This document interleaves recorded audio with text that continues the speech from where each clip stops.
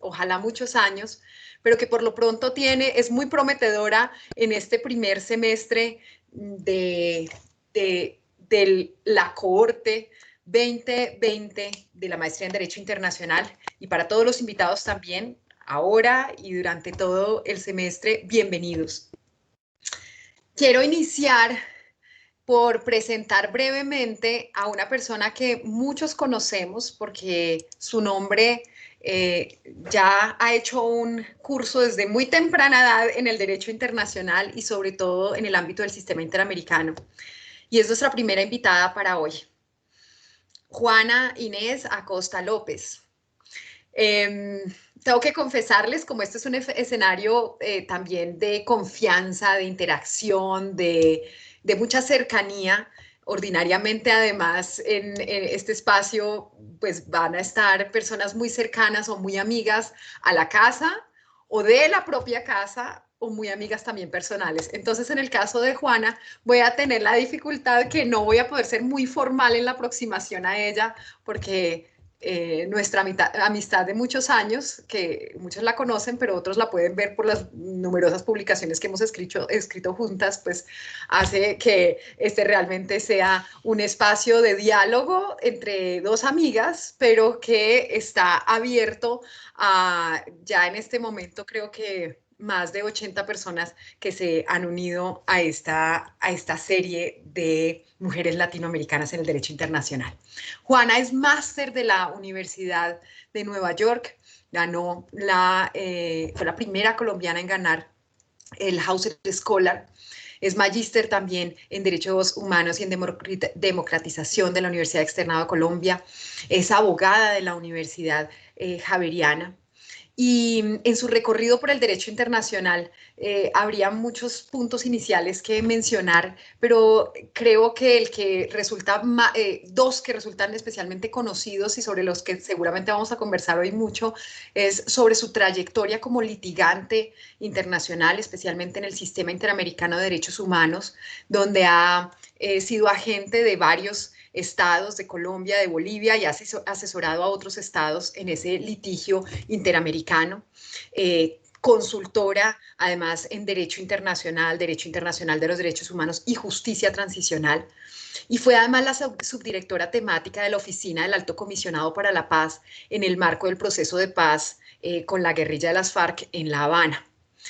Por supuesto que estas dos condiciones, unidas a su trayectoria académica también desde el inicio de su carrera profesional, pues hacen de Juana una mujer increíblemente integral que se mueve muy bien y que ha podido interconectar muy bien, por un lado, en su vida profesional, el campo académico y el campo de la práctica jurídica, en particular, como digo, su consultoría y su trabajo como litigante. Pero además, esa mujer integral tiene una familia maravillosa con su esposo Henry y con sus 4 hijos.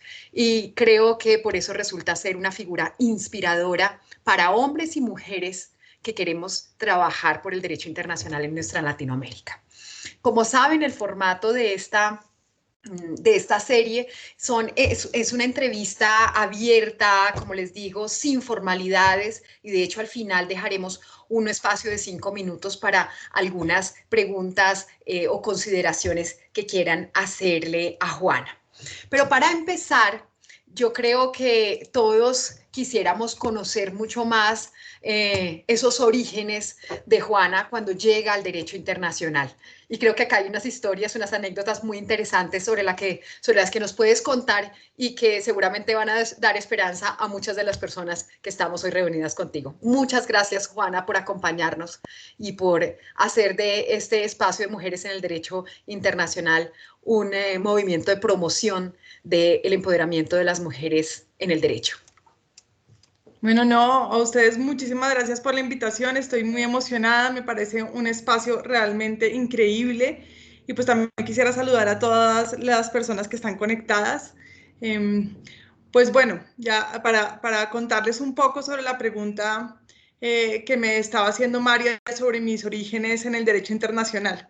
Quizás esto parezca remontarse muy atrás, pero pues yo estudiaba en un colegio femenino y realmente mi pasión por el derecho surgió desde muy temprano, cuando yo estaba todavía en el colegio, ¿no? En mi clase de democracia, que además me la dictaba una mujer que ya estudiaba su carrera de derecho y que iba al colegio a dictárnosla.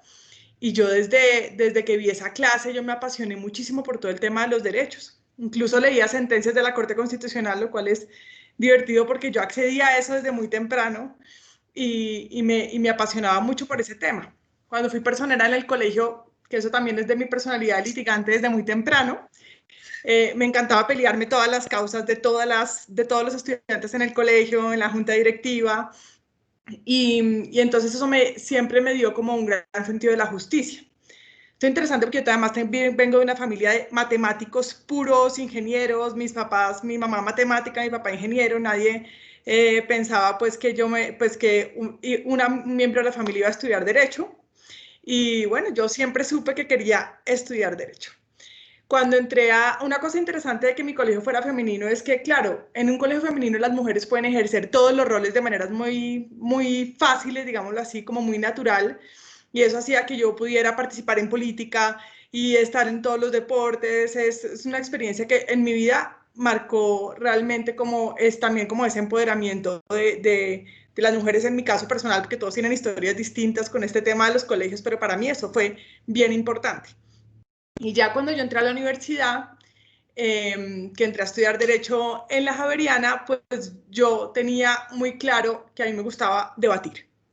Eso es lo que a mí más me gustaba hacer, y yo me metí en cuánta actividad extracurricular había en la universidad respecto de debates, de moot courts, de actividades de juegos de roles, y luego empecé a participar en varias convocatorias, y casi todas las convocatorias que había para viajar o para estar en eventos internacionales, pues eran de derecho internacional, ¿no? Entonces me gané convocatorias para participar en modelos de Naciones Unidas, en programas de liderazgo en Estados Unidos, y luego me fui al moot court de American University. Algunos de los que están conectados acá ya han estado en este concurso, o incluso yo he tenido el privilegio de entrenarlos para este concurso, y pues eso me marcó mucho la vida. Yo cuando me fui para el moot court en Estados Unidos, pues me entró una pasión increíble por el sistema interamericano de derechos humanos, y me quedé en Estados Unidos. Yo quería hacer la pasantía.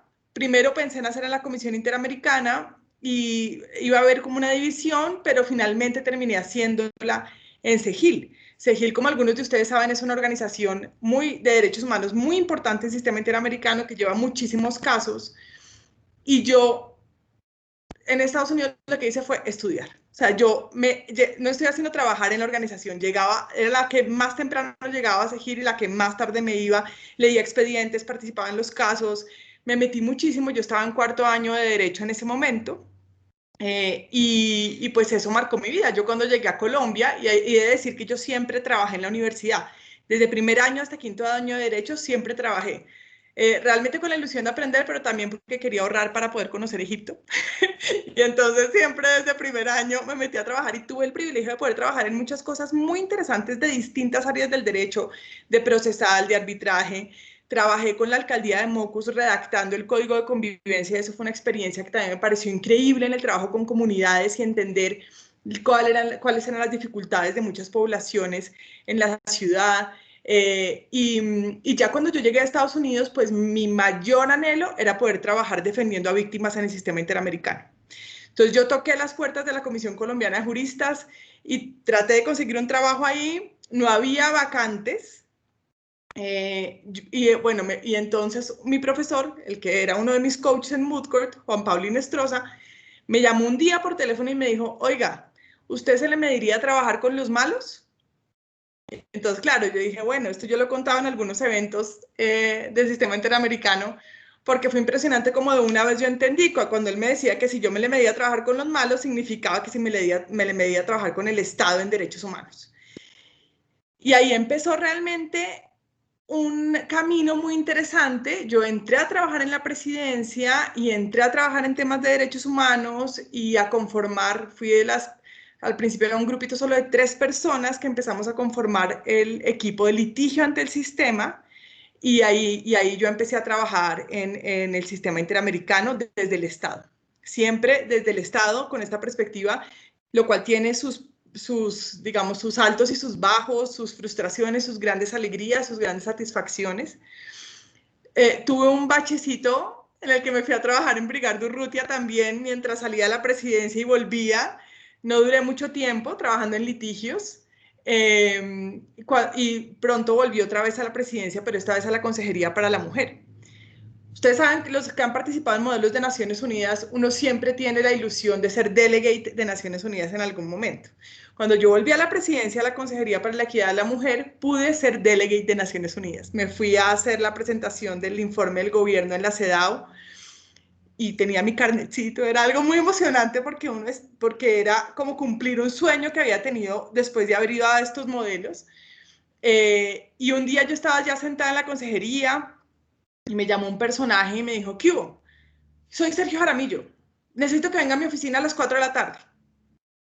Yo colgué el teléfono, yo estaba en mi oficina en la presidencia, yo no tenía ni idea quién era Sergio Jaramillo. Yo dije, esta persona debe ser muy importante para que me hable así y me diga que tengo que ir a su oficina a las 4 de la tarde. Yo colgué el teléfono y menos mal existe ya muy bien el internet. Y yo busqué Sergio Jaramillo. ¿Quién es Sergio Jaramillo? Y era el viceministro de Defensa en ese momento. Yo no me sabía su nombre. Y dije, bueno, me tengo que ir al Ministerio de Defensa esta tarde para ver a este señor qué me tiene que decir. Y ahí empezó toda mi travesía también en el Ministerio de Defensa, que básicamente lo que quería el viceministro era que yo pues dirigiera el grupo de litigio en sistema interamericano, lo cual no fue tan fácil al inicio, pero pues bueno, ahí ya entré directamente a dirigir el grupo de litigio en comisión del Ministerio de Defensa, la Cancillería, y dirigiendo un grupo de doctrina de asesoría del Ministerio de Defensa. Y así fue como inicié como todo el tema de derecho internacional. Básicamente esos son mis orígenes. Bueno, esto, por eso decía que da esperanza. Esto desde el colegio trae historia. Juanis, tú has tenido la oportunidad y nosotros el privilegio de tenerte en la Universidad de La Sabana desde hace ya pues más de como 13 años, yo creo, y como profesora de planta y como directora de la clínica jurídica, justamente con un enfoque también muy de litigio estratégico desde hace algunos años. Esto es la historia más reciente que nosotros conocemos en la universidad. Pero si tú tienes que hacer un balance de tu vida en relación como con esos aportes más significativos de tu trayectoria profesional y los desafíos más importantes a los que te has enfrentado, ¿qué dirías? Bueno, que es muy, muy buena esa pregunta. Y de hecho, pues para este evento también estuve como pensando mucho como en algunas cosas sobre mi vida en el derecho internacional. Y quisiera empezar por esa historia que les acabo de contar. Cuando yo llegué a dirigir lo que se llamaba el Grupo Operativo Interinstitucional, no me pregunten qué nombre tan aburrido, pero así se llamaba, digamos, el primer grupo de litigios del Estado en el sistema interamericano. Lo primero que yo entendí es que yo no estaba trabajando con los malos y que realmente qué importante que haya buenos funcionarios públicos trabajando desde el Estado en temas de derecho internacional y de derechos humanos. Pero además ahí me tocaron dos desafíos importantes como mujer en el derecho, en ese inicio, digamos, en esa entrada como funcionaria pública. Uno, que ese mismo cargo se lo estaba peleando otro hombre que era capitán de la reserva y muy conocido del Ministerio de Defensa de muchos años. Por lo cual al principio no fue fácil llegar a algo de ahí. Me pusieron, de hecho, primero me pusieron en un cargo en el Ministerio de Defensa que básicamente era de papeleo y yo me sentía terrible. Pero luego una reunión de alto nivel político y mujeres que han influido mucho también en mi vida, como Margarita Rey, Luz Marina Gil y el vicepresidente en ese momento, que era Francisco Santos y Carlos, Carlos Franco, que era el director del programa de Derechos Humanos. Bueno, hicieron una reunión de muy alto nivel con los ministros y dijeron, no, pues la persona que tiene que dirigir es esta niña. Y digo niña porque yo tenía 25 años, era muy joven. Y cuando yo llegué a dirigir esto era un grupo que en ese momento, porque claro, yo había iniciado en el GOI como abogada antes de irme a la consejería y éramos 3 personas, pero cuando yo volví a dirigir el GOI ya había 16 abogados y abogadas en el GOI, en la Cancillería. La mayoría mayores que yo y la mayoría hombres. Y esto implicó que yo llegaba a ser jefe después de que lo había sido Luz Marina Gil, que tenía toda la experiencia del mundo, que había sido agente en muchos casos, y yo llegaba a este grupo. Y eso fue un desafío súper importante como mujer, el poder lograr obtener esa autoridad sin tener además ninguna influencia política. Eso también me parece que es algo muy importante. Mi perfil es completamente técnico, yo no tengo una familia de políticos, ya les dije que mis papás son matemáticos, yo no tengo amigos políticos, ni me interesa la política, así que realmente esto fue algo de pulso, o sea, de ganar, de disciplina, de aprender, de entender, de ser pilo, cualquiera que sea suficientemente pilo, yo digo eso. Y eso fue pues también, y eso era un desafío muy grande y superar ese tema, o sea, lograr después el respeto de ese equipo y que realmente me hicieran caso y poder avanzar. Y llegué con un atraso de plazos y les dije, en 2 meses nos tenemos que poner al día y todo el mundo se tuvo que clavar. Y eso fue una experiencia muy, muy interesante y uno de los desafíos más grandes que he tenido. Y luego cuando ya salí, cuando terminé, digamos, mi labor de 4 años en el GOI, que empecé a ser agente en los casos y empecé a tener consultorías, pues siempre me he visto como muy niña, ¿no? Como me veo joven o llego y dicen como es usted, o a veces en los aeropuertos que me recibían en otros estados, era como miraban hacia atrás a ver quién iba a llegar atrás, porque esta persona, como así, usted es la que viene a asesorarnos, usted con ese backpack que tiene en la espalda, porque que se baja de tenis del avión, no sé, o sea, cosas que han sido como desafiantes, no solo como mujer, sino también porque lo ven a uno de verdad. O sea, creo que eso también genera una percepción como bueno, uno tiene que probarse más que es capaz. Y eso pues es algo cierto en el tema como estructural del tema de las mujeres en general y en el derecho más. Y me he tenido que dar peleas con grandes cacaos en este trabajo. Ya son cuestiones que de pronto ya personalmente podré contarles a los de la maestría. Y han sido peleas duras y algunas que las he podido ganar y otras no, pero he tenido que convencer también a consejos de ministros de cosas muy interesantes en el derecho internacional. Por ejemplo, los reconocimientos de responsabilidad del Estado. Creo que una de las cosas que yo podría decir que no es un gran aporte, pues porque yo no creo que yo haya hecho grandes aportes al derecho internacional, pero sí quizás es una contribución, es como ese sentido de que la defensa ante el sistema interamericano es de Estado y no de gobierno. Y que las instituciones todas tienen que tener un sentido de pertenencia. Las peleas fueron muy duras frente a muchas instituciones de entender que debíamos cumplir las sentencias del sistema o de reconocer responsabilidad. Y eso, digamos, fue muy interesante. Luego la experiencia en el proceso de paz, pues creo que me marcó para toda la vida también. Que fue duro y obviamente hacer el balance entre mi vida familiar y mi vida personal, con un esposo maravilloso que en su momento cuando nos fuimos a La Habana tuvo que renunciar a su trabajo para poder acompañarme, para podernos llevar a Salomón, que en ese momento acaba de nacer cuando estuve en La Habana. Y yo creo que también otra cosa que yo diría es la importancia de hacer escuela, ¿no? Yo creo que una de mis mayores satisfacciones es saber que hay tantos y tantas estudiantes que no solamente como que he tenido el privilegio de entrenar para los concursos o de que trabajen conmigo en casos o en proyectos de investigación, sino que ahora uno dice es que es increíble cómo ya lo superan a uno en tanto en el equipo que yo trabajo ahorita, por ejemplo, Cindy, Espitia o Ana Hidárraga, yo digo, es que ya son mis colegas, mis socias, después de que fueron mis estudiantes y eso yo creo que ha sido algo más, algo muy bueno. Bueno, ahí les podría contar otras anécdotas, pero veo que no vamos a tener tanto tiempo, pero seguramente quisiera que si podemos tener más cafés, etcétera, porque hay varias anécdotas que yo pudiera contar sobre lo que a mí me ha pasado. Bueno, cuando empecé a asesorar a Bolivia, lo mismo, cuando yo me gané esto por una convocatoria y cuando yo llegué allá, eh, era, fue superar un reto importante en México también, y eso ha sido como muy satisfactorio saber que uno va aprendiendo cómo a moverse en ciertos espacios, pero también a generar como una conciencia del respeto a los derechos humanos y a las víctimas, y esa sensibilidad, aunque uno esté defendiendo al Estado. Y yo creo que eso es una de mis grandes consignas, y creo que ha sido como un sello que yo he podido imprimir en los equipos con los que he trabajado.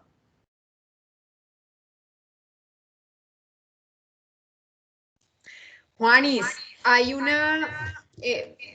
este tema también del empoderamiento femenino en tu caso y compartido también por mí, es una visión también un poquito distinta o quizá una visión muy de diálogo, muy de, digamos, de apertura al otro, muy de equipo y equipo con el marido. Acabas de contarlo también sobre el tema de Henry. Todos los que somos amigos tuyos sabemos cómo ese equipo en buena parte explica todos los logros que tú has alcanzado.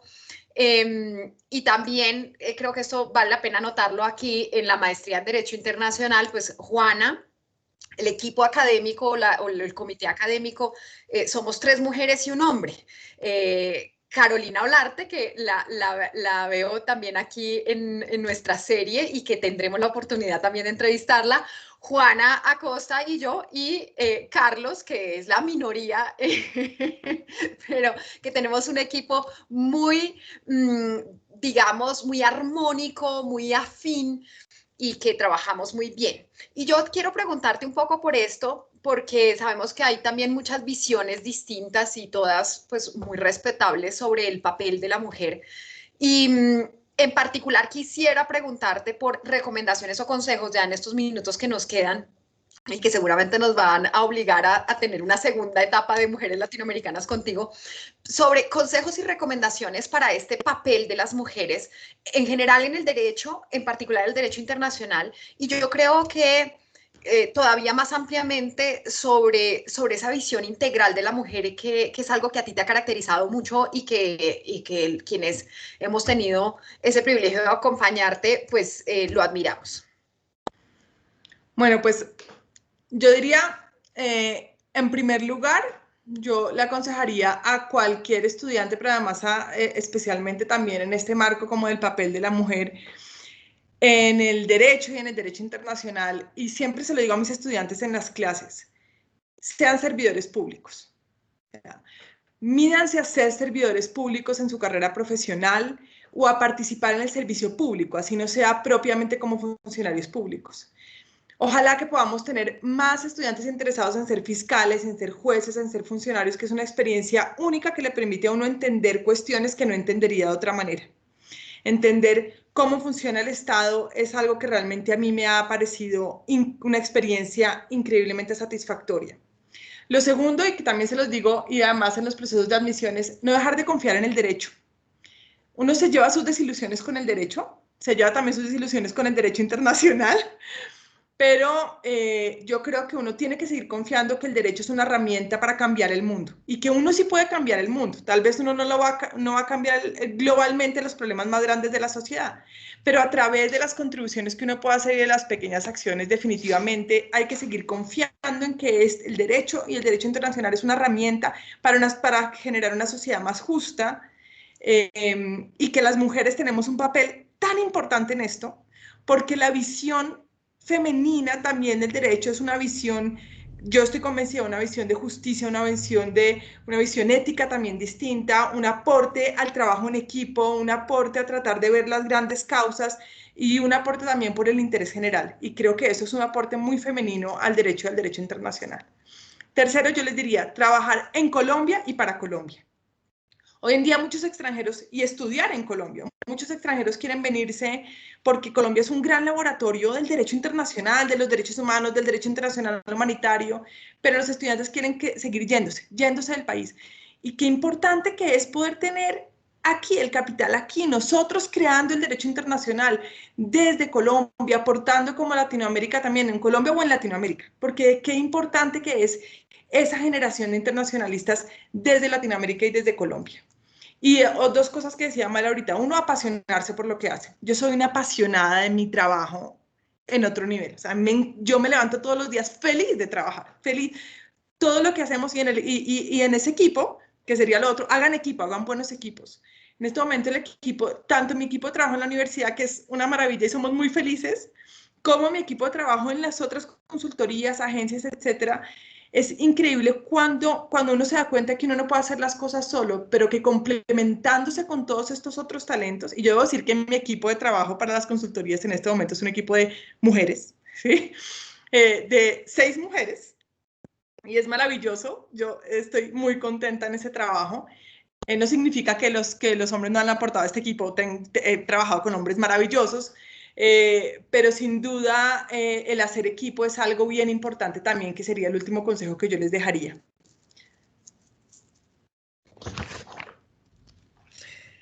Estoy segura que no quedan sino 4 minutos, pero si hay alguien que quisiera hacer una pregunta muy puntual, que nos deje además con la tarea de segunda etapa de café con Juana, pues fantástico. Por acá veo unas manitas alzadas.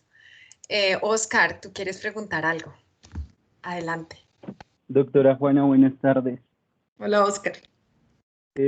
Realmente mi pregunta está más encaminada en cuanto a la trayectoria profesional, porque normalmente vemos que para el ejercicio del derecho internacional público, en especial el ejercicio de los derechos humanos, normalmente, si bien es un trabajo que genera mucha satisfacción, el campo de acción pareciera bastante limitado en cuanto a la oferta. Digamos, no es tan fácil para alguien que no tiene una experiencia, un background tan académico, entrar de lleno al mundo de los derechos humanos, por lo que me gustaría saber, digamos, desde su perspectiva personal, cuáles son como esos consejos que les daría a las personas que quieren entrar al ejercicio, sobre todo al litigio en campos de derechos humanos o en general al ejercicio del derecho internacional público. Yo, sabes qué, Osquitar, yo no concuerdo contigo en que el campo es limitado. Yo creo que hoy en día el derecho internacional y los derechos humanos permean absolutamente todo, y hoy especialmente en Colombia permean todo el modelo de justicia transicional, todas las instituciones, muchísimas instituciones del Estado tienen que trabajar en esto, pero específicamente, y creo que ahí lo que hay que hacer es abrirse puertas, seguir abriendo puertas, seguir mandando hojas de vida, tratar de trabajar en proyectos de investigación, presentarse a convocatorias. Pero también creo que el litigio, entrar al litigio en derechos humanos también puede ser desde la perspectiva de presentar casos o de presentar amicus, que es totalmente abierto, y ahí uno puede ir ganando experiencia en el tema, en el tema del litigio. Pero sin duda yo también creo que cada vez más tenemos que generar una cultura de que se requieren expertos en derecho internacional en todos los lugares, en todas las instituciones, en todas las firmas, porque sin la perspectiva del derecho internacional, seguramente hay una patica que se está perdiendo en el trabajo de esas instituciones y en todas las empresas. Entonces, cada vez más hay que irse abriendo puertas y empezar a lanzar este mensaje. Toda empresa necesita un abogado o una abogada experta en derecho internacional. Hoy en día, si no, no van a poder identificar problemáticas que son muy importantes para el desarrollo empresarial. Creo que Néstor también tenía yo creo una. que nos da una, aquí está Flavia ya. Entonces, qué gusto, querida Flavia, qué alegría tenerte con nosotros, con Juanita Acosta, que estaba antecediéndote. Ya iniciamos este espacio, de verdad que nos hace tantísima ilusión de, primero, como decíamos hace un momento, antes de que tú ingresaras, de hacer un homenaje a las mujeres valientes que contribuyen al derecho internacional, especialmente en nuestra Latinoamérica, pero además de que este espacio sea también la oportunidad para que ustedes nos animen y sigan animando a estas nuevas generaciones de abogados, de internacionalistas en sentido amplio, porque nuestra maestría en Derecho Internacional es una maestría interdisciplinar. No solamente hay abogados, también hay profesionales de ciencias políticas, también de relaciones internacionales, y es parte de lo que nosotros hemos querido, y es formar estas nuevas generaciones muy digamos, pertinentes y adaptados para las necesidades del contexto latinoamericano. Entonces, Juani se queda con nosotros, pero te vamos a dar la palabra a ti para esta segunda parte de nuestras entrevistas a mujeres latinoamericanas en el derecho internacional. Muchas gracias por estar con nosotros. Tenemos un público mucho más amplio que la sola maestría. Este espacio sin duda nos genera a todos pues ese interés por conocer lo que está también detrás de la obra y de la figura de una internacionalista. Con tu además biblioteca fascinante detrás, que dan ganas de sentarse a estudiar, tengo que empezar entonces por presentarte, porque eso es Flavia. Es nuestra comisionada, actualmente vicepresidenta en la Comisión Interamericana de Derechos Humanos, elegida en el año 2017 por un periodo de 4 años hasta el año 2021. Pero ha combinado toda esta experiencia y su trayectoria en el sistema interamericano con una vida académica fascinante. Es profesora de Derecho Constitucional y de Derechos Humanos en la Universidad Católica de San Pablo desde 1991. En su patria, en Brasil, pero también profesora del doctorado de la Universidad de Buenos Aires y de la Academia de Derechos Humanos de la Facultad de Derecho de American University, donde también muchos de nosotros hemos pasado por lo menos veranos fascinantes e inolvidables. Desarrolló además sus estudios de postdoctorado en Harvard Law School, en Oxford University, y hemos compartido muchos espacios en el Max Planck Institute for Comparative Public Law and International Law, que es justamente el escenario maravilloso en el que tuvimos oportunidad de conocernos, de interactuar y en el que seguimos enriqueciendo todos nuestros debates sobre nuestra Latinoamérica. De toda esa experiencia académica de Flavia, pues por supuesto que han salido muchas investigaciones, productos académicos de mucho nivel, pero además su importante contribución actualmente a la Comisión Interamericana con una visión de Latinoamérica, de corazón latinoamericano, no solo brasilero, por eso quiero hacer énfasis en el latinoamericano, con una visión muy sensible a los derechos humanos y profundamente comprometida con los más débiles, profundamente comprometida con los derechos humanos. Flavia, muchas gracias por acompañarnos en este espacio. Y como sabes y ya hace parte del formato conocido para todos, pues esto es un formato informal, de diálogo. Al final, ojalá tengamos la posibilidad de que otros de las personas que nos acompañan puedan interactuar un poquito y hacerte preguntas. Pero parte de lo que nos interesa, por supuesto, para conocer más a la figura que es hoy Flavia en el derecho internacional, es conocer un poco esos orígenes. ¿Cómo llegaste al derecho internacional? ¿Cómo fue ese camino para encontrar la pasión de luchar por la justicia en el sistema internacional y en el sistema interamericano? Muchas gracias, mi querida amiga, profesora María Carmelina. El honor, una gratitud profunda por la invitación. Juana Costa también, qué placer. Alunos, alumnas, todas que participan, ¿no? Todos y todas. Entonces, empiezo con 3 sentimientos de gratitud, de reconocimiento por ese espacio, ¿no? Por la importancia y de entusiasmo, porque también, como tú, yo comparto esta mirada, ¿no? De contribuir para las nuevas generaciones, ¿no? Y la primera pregunta, o sea, ¿cómo llegué al derecho internacional? Yo pienso que por 2 vías. Por la vía del activismo, por la pasión por la causa de los derechos humanos, lucha por justicia, por derechos, pero siempre con la consistencia y solidez académica. Entonces, yo me acuerdo, esto hace muchos años, de estar em Nova York, de estar em Genebra, de estar em Washington, em la Comissão Interamericana, por exemplo, litigando o caso Maria da Penha, que é um caso emblemático em Brasil, que impulsou justamente a lei Maria da Penha.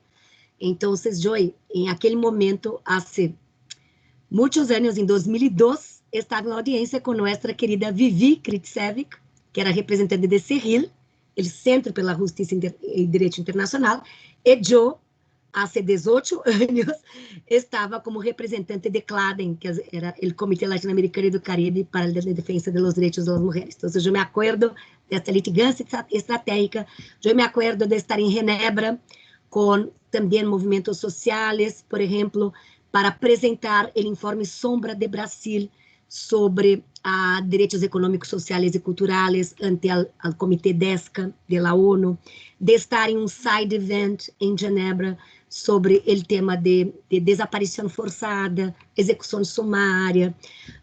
Então, é muito... Também vou ver a Washington, eu me acordo, de ser parte de uma audiência pública, como em aquele momento sociedade civil, sobre a temática do crime organizado, não? Em Brasil. Então, é muito interessante combinar, não? Esta travessia passo a passo, ONU, OEA, sempre com a solidez acadêmica, sempre, não? Defendi minha maestria em 94, em 95 tive um sabático em Harvard Law School, eu penso que foi um divisor de águas, em realidade, em termos acadêmicos, me ampliou muito, impactou minha percepção do direito. Eu penso que desde então, desde 95, porque estava preparando meu doutorado, hacia a defesa do sistema multinível, porque meu tema era direitos humanos e as puentes entre o direito internacional e o direito constitucional. Eu vengo da área de direito constitucional, minha maestria foi em constitucional, sobre a efetividade da Constituição. Pero desde 95, ou seja, há 15 anos, no mais, não sei, perdi as contas, 25 años. 25. Es que eres muy joven, pero son 25. 25 anos. Aí volvi a Harvard por 3 vezes, aí me fui a Oxford também, sempre com esta perspectiva multinível, trabalhar os direitos humanos e os temas. Em minha visão como acadêmica hoje, não há como estudar, por exemplo, corrupção, o direito ao meio ambiente, ou o tema de cyberspace, fake news, sem ter a arena local, regional e global. Então, isso foi muito importante. E, então, a consistência acadêmica, eu penso, qualificou muito minha prática. E aqui comparto um exemplo de ahorita, não? Ayer, eu tinha dei classes por la mañana, direitos humanos, pero hubo um chamado da comissão para moderar um painel hoje em Washington, desde minha casa, sobre um diálogo interregional. Estava, então, o presidente da Comissão Africana de Direitos Humanos e dos Pueblos, a presidenta de ASEAN, a Comissão Asiática, um subsistema, não? Também o diretor de Assuntos Jurídicos da OEA, nossa comissionada Antônia, eu moderei, e eu cerrei, e foi muito emocionante, porque dizia, mira, tenho aqui está meu livro. Em 2005, eu estava em um sabático em Oxford, escrevendo sobre os sistemas regionais. E justamente o último parágrafo, eu dizia, por favor, uma nota personal, porque estou muito movida com essa causa e muito emocionada. O último parágrafo era justamente a importância de avançar em diálogo interregional, identificando as potencialidades, debilidades, ou seja, eu dizia, eu sou uma crente no poder transformador do diálogo. Então, é uma experiência que se passou ahorita, porque há 30 minutos cerrou este painel, não? Da Comissão Interamericana, um webinário. E, uma vez mais, eu pensava justamente em tu pergunta, porque eu dizia, mira, eu novamente aliando a prática com a solidez acadêmica, porque eu tinha este acúmulo, e eu dizia, há 15 anos, aí sim, 2005, há 15 anos eu estou aqui. Então, estamos sempre nós outras em Max Planck Institute, que é um universo fascinante de rigor acadêmico, rigor metodológico, de pluralismo de ideias. Então, eu diria que isto sempre marcou minha trajetória, e com isto me fui à OEA. Primeiramente, não sei se sabes, não? Meu nome foi apresentado por Brasil para integrar o grupo de trabalho da OEA, que faz o monitoreio do protocolo de São Salvador. Então, comecei assim 4 anos, como integrante deste working group. Trabalhei muito nos direitos econômicos, sociais e culturais, nos indicadores, pero antes disso, justamente por esta mirada, eu dizia, multinível, eu organizei um livro sobre desenvolvimento, e Direitos Humanos, e aí recebi a invitação para ser parte de uma força-tarefa da ONU por 4 anos, a UN High Level Task Force on the Implementation of the Right to Development. E com isto, não, é como nossa vida é assim, acúmulo de experiências, luzes e sombras, avanços e retrocessos, pero aí houve a eleição. Eu servi a meu país em la Secretaria Especial de Direitos Humanos por 1 ano e 8 meses. E neste tempo fui a presidenta da Comissão Nacional de Erradicação do Trabalho Escravo Forçado. Muitas lições aprendidas, muito difícil para um perfil técnico estar na política. É outro jogo, outra lógica. Pero agora me reconozco muito na comissão. Eu sou muito grata à vida por me permitir fazer esta contribuição, de estar na comissão. Me reconozco muito neste trabalho, ¿no? De hacer el monitoreo de los derechos humanos en los 35 países de la región. Y de hecho, Flavia, nosotros admiramos mucho ese trabajo porque tu trabajo ha sido realmente muy riguroso, y de lo que estás diciendo, pienso ahora en lo que conversábamos también con Juana. Hay un elemento común muy interesante que creo que es una gran lección para quienes estamos acompañándolos como audiencia.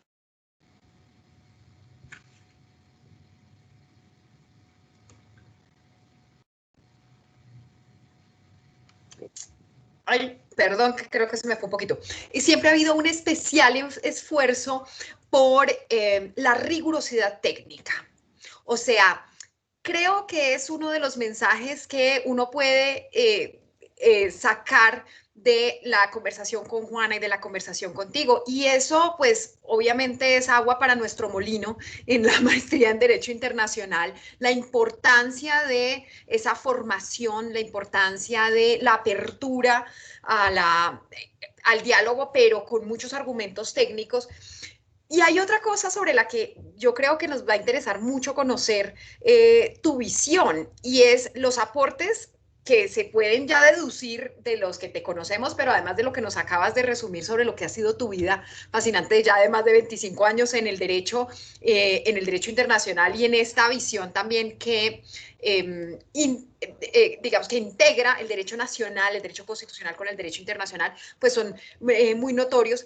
Pero también hay otros aportes, Flavia, que están detrás, que quizá no son tan visibles con un libro, pero que por quién eres, por esa visión que has promovido en los grupos de trabajo que tú has liderado, en los que has participado, ¿qué contribuciones quisieras rescatarnos? ¿Cuáles piensas hoy, haciendo balance de tu vida, que son esos grandes aportes o aportes, digamos, la historia juzgará qué tan grandes o qué tan pequeños son, pero lo que tú sientes ahora que has aportado al derecho y al derecho internacional y a esta visión multinivel del derecho? Minha amiga querida, aqui com toda confiança, Joy, tenho este aporte, tenho esta mirada, Joy dizia, uma visão, paradigma, que Joy, sou uma crente em sistema multinível, e o valor da dignidade humana, o princípio pró persona, como inspirador destes diálogos, destes préstamos, interações, influências mútuas e recíprocas, desde local, regional e global. Pero imagínate, quando volvi a Brasil, de Estados Unidos, depois de escrever minha tese, meu orientador dizia, não há rigor metodológico, porque tu tese não é tampouco de constitucional, tampouco de internacional. E eu dizia, não, pero mira, é a puente, o diálogo possível e necessário. Al fim e a cabo, me quedei sem orientador, porque ele disse, não estou de acordo.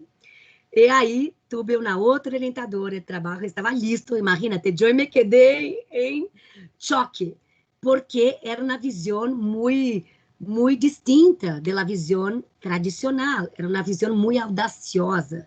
E quando eu miro isso, quando eu volvi ao Brasil em 96, aún hoy es un desafío, ¿no?, a la emergência deste paradigma.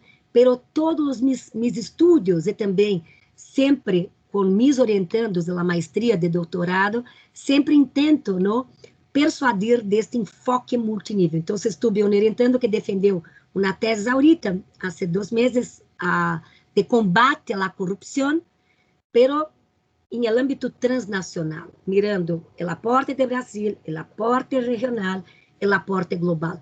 Porque a pandemia, ¿no?, nos ensina muito, ¿no?, o sea, o multilateralismo. En esta mesa ahora, en este panel, el director de Asuntos Jurídicos de la OEA disse uma coisa muito interessante, como a primeira reação dos estados foi volver a la soberania vieja, cercar, ou seja, é que hoje, cada vez mais, há uma mirada multilateralista, há que ter a cooperação internacional. Em Ásia, por exemplo, eu aprendi, a ponente dizia, em Ásia temos uma visão comunitarista, ou seja, we work together, we think together, we move together, ou seja, uma visão comunitarista de uma resposta de bloco. Então, me parece que isto foi muito importante. Estar em Harvard em 95 impactou minha trajetória. Eu envolvi 3 vezes. Em 2018, eu fui visiting scholar em David Rockefeller Center for Latin American Studies. Então, uma grande, eu dizia, eu sou muito grata, mas minha gratidão maior é com o Max Planck Institute, porque há 13 anos, com exceção deste em virtude de Covid-19, pero por 13 anos, consecutivamente, quantas vezes nos encontramos, que honor, que prazer, que entusiasmo, quantas lições aprendidas, pero todos os meses tenho mi sabático para revisar estudos, para aprender, para escuchar, em el marco del pluralismo, para escrever um paper, para aprender, ¿no?, toda tu expertise com relação à jurisprudência da corte. Eu me acordo de nossos cafés ano passado, não? Então, Max Planck, em minha história acadêmica e personal, tem uma contribuição muito significativa, porque fui becária, incluso, de Humboldt por 6 anos, e aí me quedava 3 meses ao ano. Então, o rigor conceptual, o rigor de los alemães da cultura jurídica, me ajuda muito. Um exemplo. Estávamos no período de sessões em Haiti, o último, em março ahorita. Eu sou relatora para Bolívia. Imagínate a situação de Bolívia, a polarização máxima. E tivemos 3 audiências públicas em março ahorita. A sociedade civil de um lado, o Estado do outro, e um clima, uma atmosfera de violência discursiva. E aí, eu, como rigor técnico, dizia, mira, eu, como comissionada relatora Bolívia, tenho esta responsabilidade, este honor. Eu me pergunto, qual há que ser a incidência da comissão nisto? A incidência, o mandato, é promover e proteger os direitos humanos. Se há violações, pouco importa o color da bandeira, pouco importa, no, a ideologia do perpetrador, ou seja, pouco importa o entorno, se é democracia, se é ditadura, se é populismo. O mandato é promover e proteger direitos de acordo com o Corpus Jurídico Interamericano, os estándares. E aí está, se há mortos, há violações ao direito à vida. Então, eu penso que o rigor técnico, para mim, é muito valioso em meu exercício em la comissão. Tu imaginas a demanda de lunes hasta domingo, porque as violações não quarentenam. Então, dissemos sempre, não compartimos 7 por 24, 24 por 7, cautelares, sistema de casos e tudo mais, audiências e fazer o monitoreio das cautelares também. Pero para mim é muito importante o rigor técnico, nosso mandato, o alcance, e mais o idioma de los direitos humanos e de los deveres estatais. E aí, tratar de identificar os componentes de las obrigações internacionais do Estado e os componentes de nossos direitos. Então, vale muito a pena, cada um e uma que no, os pós-grados, a abertura ao conhecimento, isto faz toda a diferença para calificar uma atuação, ¿no?, adequada. No me aguanto las ganas de preguntarte un poco más sobre este punto de la visión desde tu visión, pero también la visión desde la Comisión sobre la Latinoamérica en la pospandemia. Porque creo que hay importantes aportes que se pueden hacer orientando a los estados. Sabemos que obviamente hay distintas visiones, no es que se quiera tampoco una visión uniforme en relación con los asuntos más discutibles, opinables de políticas internas, pero tú has tocado un punto muy importante que nos ha unido desde hace tiempo, y es esa primacía de la dignidad humana, esa primacía de los derechos humanos en el continente más desigual del mundo, ¿no? Esta hace parte también de estas motivaciones con los que iniciamos nuestras conversaciones en el Max Planck, en estos grupos maravillosos de trabajo de nuestros veranos o de los inviernos. Entonces, ¿cómo, aunque es un poquito entre paréntesis, porque la idea es preguntarte más sobre ti, pero creo que esto también amerita entender tu visión y la visión que tendría tu visión sobre el papel de los órganos del sistema interamericano en relación con la pospandemia, que todavía no la vemos clara, seguimos en la pandemia, pero de qué modo hacer compatible este desarrollo económico, reactivación económica, que es una gran urgencia también para la satisfacción de los derechos humanos y en particular de derechos económicos, sociales y culturales, ¿no? Económicos y sociales, y al mismo tiempo lo que parecería ser, se ha presentado como una especie de tensión casi que irreconciliable, pues por ejemplo, la satisfacción de los derechos humanos, el derecho a la salud, cuando tenemos aislamiento o estas medidas restrictivas para evitar la propagación del virus. ¿Cómo lo ves tú? Muchas gracias, una excelente inquietud. Yo tengo tres reacciones. La primera, yo comparto, el punto de partida es el contextual, o sea, el contexto de nuestra región. Tenemos desafíos estructurales como la desigualdad extrema profunda, es la región más desigual del planeta, el patrón de discriminación histórica, estruturante com relação a grupos, por exemplo, pueblos indígenas, afrodescendentes, quando também, desde a interseccionalidade, añadimos gênero, además de la diversidade étnico-racial, aí temos formas acentuadas de discriminação, de exclusão, e também outro desafio estrutural que tem que ver com os dilemas da institucionalidade democrática, ou seja, há déficit em la região, em alguns países mais, outros menos, pero há desafios com relação à institucionalidade democrática. Então, muito importante ter a mirada contextual, e aí a pergunta, and so what? Ou seja, como reaccionar a isto? A pergunta hicimos nós na comissão. La comisión en marzo mismo creó una SACROI COVID, una sala situacional de respuesta oportuna, integrada y rápida. Sacamos una resolución en 10 de abril, la número 1, 2020, con 85 recomendaciones, justamente, en mi opinión, reaccionando a estes tres desafíos estruturales. O sea, reaccionando a la desigualdad profunda com a potencialidade dos direitos econômicos, sociais, culturais e ambientais, demarcando a obrigação dos estados, sobretudo em prevenir a morte, salvar vidas, garantizar o direito à saúde física, psíquica, mental. Também recomendações tendo em conta grupos vulneráveis, pessoas LGBTI, mulheres, povos indígenas, pessoas privadas de liberdade, afrodescendentes, claro, adultos, pessoas maiores, niños, niñas, adolescentes, migrantes e outros grupos. E também toda uma ênfase neste ponto, porque há medidas de restrição de direitos e em la região 13 estados de los 35 notificaram formalmente o Departamento de Direito Internacional da OEA sobre a suspensão e restrição e limitação de direitos, de acordo com o artículo 27 da Convenção Americana. Então, aí, nossa voz é: há que respeitar o princípio de legalidade, proporcionalidade e temporalidade.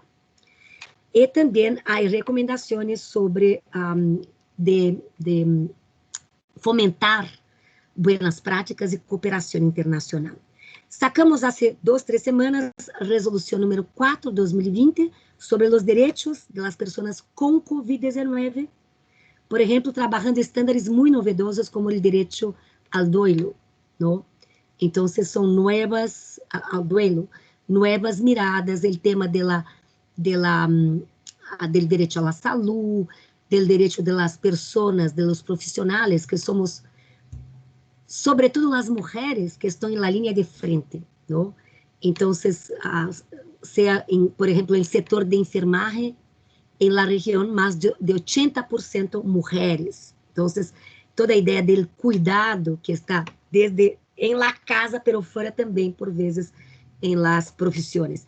E nossa terceira resolução será justamente esta sobre direitos humanos pós-Covid, com uma preocupação muito enfática em el tema de las limitações temporales a los derechos. Ou seja, hoje, claro, é um ato solitário, pero además solidário, nos quedarmos em casa porque não há tratamento, não há vacuna aún, não há a russa, pero não estamos não convencidos e convencidas, pero como fazer? Lavar as mãos, higienização, água potável, distanciamento social, é o que temos.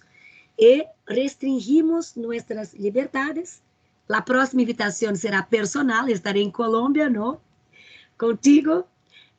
Pero estamos aqui com nossas liberdades de ir e vir, de locomoção restritas em nome de algo maior, não? Que há que prevalecer o direito à vida e o direito à saúde. Pero as restrições, incluso, por exemplo, algo que em la comissão temos enfrentado com muito desafio, o tema da privacidade digital, o tema da vigilância digital. Ou seja, qual é o grau de la privacidade dos dados personais. Então, há novos temas que surgem, pero eu penso que o mundo pós-pandêmico, eu lo vejo assim, com uma ênfase no tema do combate à la exclusão, ou seja, o tema da redução da pobreza, da potencialização dos direitos econômicos, sociais, culturais e ambientais, proteção de los mais vulneráveis, o resgate de los direitos em sua integralidade, porque aí, se não há mais o tema da saúde pública, retomamos em la íntegra nossos direitos e liberdades. O tema também, que eu penso que não cambiará, o tema da digitalização. A comissão sacou, há uma semana, um comunicado de prensa sobre o acesso à internet, com preocupação sobre a ausência deste acesso na região. Há países como Nicarágua, Honduras e Guatemala, o Triângulo Norte, que menos de 30% têm acesso à internet. Menos de 30%. Colômbia e Brasil estão, mais ou menos, 65%, 70% têm acesso. Peru, a metade da população está conectada. Então, este é um drama. Em Bolívia, por exemplo, lunes passado, debatimos o governo determinou o término antecipado do ano escolar, porque em las áreas rurais não há, em las zonas rurais não há acesso à internet, porque hoje, em minha opinião, é um direito humano, pero é uma condição para outros direitos, por exemplo, homeschooling. Minha hija está aqui com homeschooling, ¿no? Tus hijos maravilhosos também, pero este é o ponto, e também a brecha digital, a discriminação que sofrem pueblos indígenas, afrodescendentes e mulheres. Então, novos desafios. Así es, creo que tenemos muchos nuevos desafíos. Flavia, y antes de darle la oportunidad a algunos participantes, estudiantes o externos que nos acompañan a hacerte alguna pregunta en estos 2, 3, 5 minuticos que tenemos, quería preguntarte si hay algún consejo, una recomendación muy especial que tú quisieras darle a una maestría como la nuestra, con este compromiso compartido de Derecho Internacional, pero en contexto para Latinoamérica, y a nuestros estudiantes que están o iniciando su maestría o están iniciando su segundo año de maestría. Hay algo que ya nos has dicho tantas cosas, he tomado acá nota, que conste de todas las muchas ideas que has ido lanzándonos a partir de tu experiencia, pero no sé si hay algo en particular que quisieras acentuar o le damos paso a algunas personas que pudieran hacerte alguna pregunta para aprovechar los minuticos finales. No, yo tengo tres consejos. La primera es la creencia en el multilateralismo. Yo pienso que hoy esto es un tema clave para el destino de los pueblos, para el destino de la humanidad, la creencia y el fortalecimiento del multilateralismo, porque problemas globales demandan respuestas globales, desafíos globales demandan respuestas globales, y ahí no, estamos nosotras aquí en la defensa de la institucionalidad democrática, del Estado de Derecho, de la democracia, derechos humanos, local, regional y globalmente. Entonces, yo pienso multilateralismo, la fuerza del derecho, hay que vencer el derecho de la fuerza, ¿no? El punto 2, la pasión, la entrega, el compromiso, la intensidad. Yo pienso que hacer escojas, ¿no? Y reconocer. Uno hay que, al fin de una vida, hay que tener ese ejercicio de reconocimiento en las escojas, en la vida que uno y que una desarrolló, em determinado tempo e espaço. E o terceiro, que eu li outro dia, me pareceu muito lindo, que não estamos aqui para salvar o mundo, pero para servir o mundo. Ou seja, como fazer nossa contribuição, uma contribuição sincera, esperançosa, em el tempo, em nossas vidas efêmeras com limitações de tempos e espaços, não? Então, os três conselhos. Fantástico. Bueno, anotado si quedará dentro del extracto después que sacaremos de estas maravillosas entrevistas de esta mañana. No sé si hay alguien que no quiero quitarle la posibilidad a algún estudiante o alguno de nuestros invitados que quisiera hacerle alguna pregunta o hacer algún comentario para Flavia. A ver, aquí. Sí, aquí hay. Entonces, Adriana Catalina y Lucía. Bueno, Adriana, bienvenida. Bueno, muchas gracias, doctora Carmelina. Gracias, doctora Fabia. Muchas gracias por este espacio. Yo, como estudiante de pregrado, quisiera preguntarle, doctora Flavia, ¿cómo hace usted para lidiar o cómo ha hecho para lidiar con las posibles frustraciones o el posible sentimiento a veces de fracaso que se puede experimentar en la vida profesional o también en la vida académica, que sabemos es muy desafiante y requiere mucho trabajo y entrega?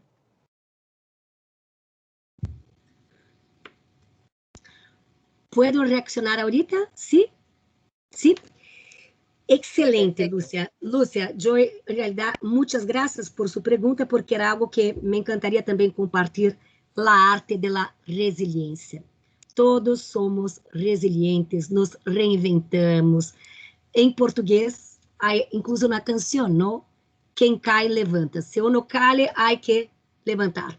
Y hay que mirar, y yo siempre digo a mi hija, liciones aprendidas. Todos erramos, todos tenemos fracasos y éxitos, la vida es así, con sus claros y sus oscuros, sombras y luces, pero hay que aprender siempre, tener la abertura de aprender, ¿no? Tener la racionalidad de reinventar la vida. Yo pienso que la pandemia es una invitación muy profunda para la reinvención, la resignificación. Y con esto, ¿no? Ganamos músculos, fortalezas, y seguimos, hay que seguir, ¿no? Así es. Lucía, egresada de nuestra maestría. Bienvenida, qué alegría tenerte con nosotros, Lucy.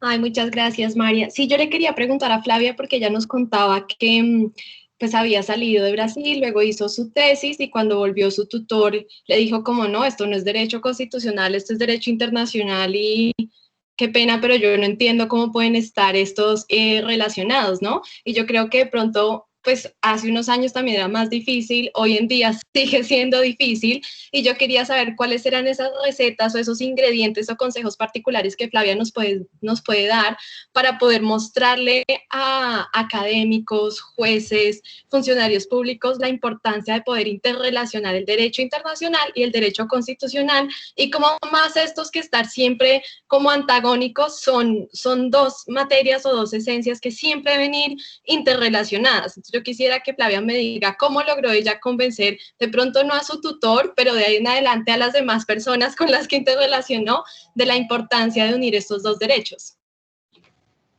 Muchas gracias, excelente también.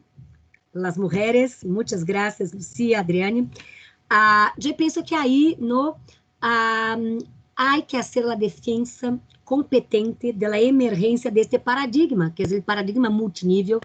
Y justamente yo comparto la mirada de que no solamente el diálogo es posible, pero sobre todo necesario. Y hay desafíos cada vez más. Hoy se debate, por ejemplo, fake news, cyberspace, corrupción, cambio climático, desarrollo sostenible, a COVID, no one is safe until everyone is safe, decía hace algunas semanas la alta comisionada para el pleno de la comisión en una reunión que tuvimos. O sea, cada vez más yo pienso que los tiempos hoy apuntan a esta realidad, y esta realidad demanda del derecho una respuesta adecuada. Y ahí yo pienso que la cultura argumentativa es muy importante. Estamos en derecho porque amamos la cultura argumentativa, ¿no? Tener los argumentos centrales, articularlos. Entonces, la articulación, la precisión argumentativa me parece clave para la cultura jurídica, sea donde sea, ¿no? Muchas gracias. Gracias a ti. Flavia, tenemos que agradecerte de corazón por este espacio que nos has regalado en una agenda muy apretada, no solamente de tu trabajo en la comisión, sino justamente de todos estos frentes que sabemos que tienes académicos, pero además del agradecimiento, me siento obligada, porque por acá me escribieron también un mensaje, de comprometerte a que vuelvas a acompañarnos en otra oportunidad así, porque realmente parte, yo creo que de las expresiones de ese diálogo multinivel al que tú te has referido siempre, no es solamente el enfoque académico, sino que la globalización nos ha llevado como a darnos cuenta, a ser más conscientes de que todas las perspectivas son muy enriquecedoras, que no basta con mi propia visión, que no es suficiente, aunque tenga muchos años de estudio o pocos, sino que siempre podemos lograr construir puentes para las soluciones que se necesitan, articulando, interactuando, agregando a este horizonte amplio las perspectivas que nos aportan tantos y tantas, desde personas muy instruidas, como es tu caso, pero también desde seres humanos, digamos, que se toman el trabajo de salir de la camiseta meramente académica y que quieren servir, ayudar, inspirar a otros también desde su rol como mamás, en tu caso, como mujeres trabajadoras líderes. Y quería cerrar un poquito con esto. Tú eres mamá. La pandemia, para quienes somos mamás, ha generado distintos desafíos, pero yo tengo que aceptar que en mi caso ha sido un privilegio, para mí ha sido una verdadera oportunidad por mis condiciones de estar en casa con mis hijos, trabajar desde aquí el triple, pero estar con mis niñas, con mi esposo, es decir, en un ambiente en donde hemos tenido que atar y hacer compatible la vida familiar, la vida personal y nuestros muchos desafíos e ilusiones y pasiones profesionales. ¿Alguna idea que quieras dejarnos sobre esa visión de integralidad también de las mujeres en el siglo XXI? Tú eres mi ídola, ¿no? Joyce, yo tengo profunda admiración, yo tengo una hija que es mi amor incondicional, en realidad soy muy grata a la vida también. fuente de mucho amor, de mucha alegría con mi marido. Y yo pienso que tenemos esta acrobacia, ¿no? De estar en la esfera pública, en la esfera doméstica, hacer los ajustes, las negociaciones, pero o que yo aprendo es el poder del diálogo, ¿no? Saber hablar, pero saber escuchar también, la escucha activa, eso es muy importante también. Entonces, yo aquí termino con este sentimiento, ¿no? La escucha activa, el diálogo, el poder transformador del diálogo y los ajustes que tenemos que hacer es siempre con creatividad, con resiliencia y sobre todo con esperanza. Yo pienso que la fuerza motriz de la vida es la esperanza siempre. Gracias, gracias de verdad de corazón en nombre de esto, las ya decenas de personas que hemos podido escuchar, disfrutar por todas las lecciones, las ideas que nos dejas tú, nos deja Juana, a quien también entonces aprovecho para renovarle nuestro agradecimiento. Esta es una foto que ahora como se está grabando, la voy a dejar, va a pedir que me saquen un screenshot con estas dos mujeres maravillosas. Es un sueño hecho realidad haber podido iniciar con esta serie de mujeres latinoamericanas en Derecho Internacional, que la pandemia nos da la posibilidad de lograrlo justo porque ahora estamos a un clic de distancia todas. De manera que le sacamos provecho y con esa esperanza, con esa ilusión con la que las dos nos han entusiasmado, pues le damos esta inauguración a nuestra nueva cohorte de la maestría en Derecho Internacional. Muchas gracias a cada una y espero que tengamos la oportunidad de un segundo momento. Entonces, Mujeres Latinoamericanas, versión 2.0. Muchas gracias. Gracias. Muchas gracias. Besos. A ustedes, gracias.